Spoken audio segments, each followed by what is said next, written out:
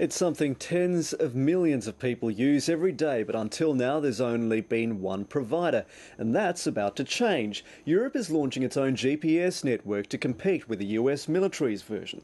And for the first time, Russian rockets will take the satellites into orbit. Moscow correspondent Norman Hermont reports.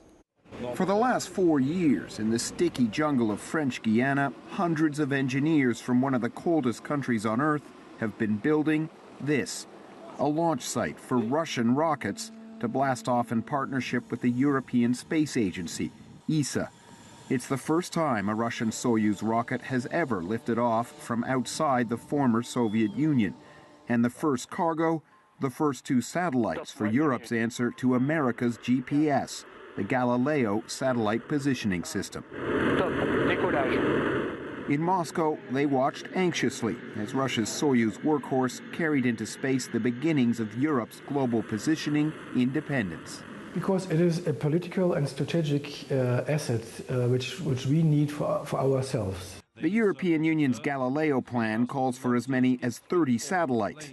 ESA has one of the most powerful rockets in the world, the Ariane 5, but it's expensive.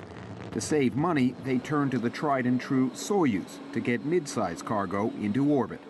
They're getting quite a cheap rocket that's already operational. They don't need to develop a rocket for themselves. Galileo joins an increasingly crowded field of satellite positioning systems. Russia has spent billions launching its own network, and China's space ambitions also include a satellite positioning system. Galileo is now relying on the EU to foot its nearly $7 billion budget. And I think it is more important really to have it than to count the money you would get in with it. But this moment was about celebration, from South America to the EU to Russia. Norman Hermont, ABC News, Moscow.